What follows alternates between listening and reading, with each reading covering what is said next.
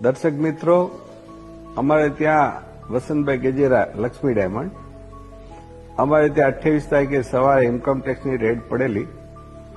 29, 30, 31 ને પહેલી અને બીજી ગઈકાલે 6 દિવસ સુધી રોકાયા. ઓલમોસ્ટ 110 લોકોનો સ્ટાફ હતો અને 27 લોકેશન ઉપર હતું. પણ મિત્રો, એ સરકારે બહુ સારું કામ કર્યું અને સરકારના જે અધિકારીઓ હતા એ પણ ઝીણવટ ભરી 7 દિવસ 6 દિવસ સુધી એને તપાસ કરી. પણ લક્ષ્મી ડાયમંડ એક મેન્યુફેક્ચર કંપની છે આ નેટ મેન્યુફેક્ચર કામ કરી રહી છે અને મેજર એક્સપોર્ટ ઇમ્પોર્ટનું કામ છે.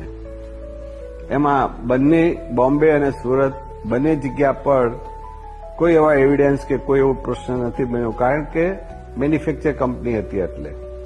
અને બાકી બાંધકામનું હોય મિલેનિયમ કે મિલેનિયમ 2 કે જ્યાં કે ત્યાં એ લોકોએ નાના મોટા કંઈ પણ ડોક્યુમેન્ટ મળ્યા છે, એ લોકો લઈ ગયા છે. એની ફરજ છે, એને અદા કરી છે અને હવે અમે એમનો જે કંઈ જવાબ માગશે એ આપશું. પણ દર્શક મિત્રો, લોકોએ ઘણા લોકોએ બેડ ન્યૂઝ છાપ્યા ઇન્સ્ટાગ્રામમાં, ફેસબુકમાં.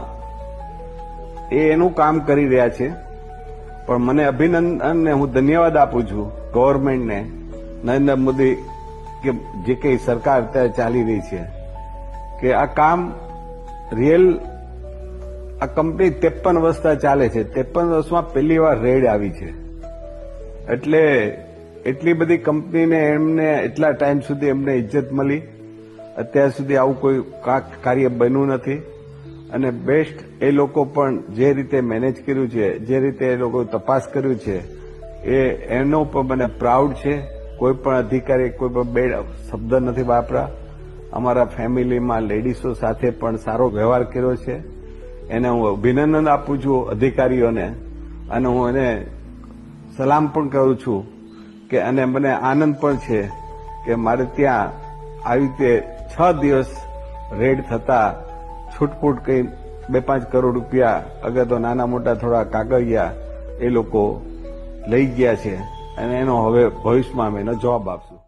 અમારી તમામ માહિતીથી અપડેટેડ રહેવા માટે જોડાયેલા રહો ત્રિશુલ ન્યૂઝ સાથે.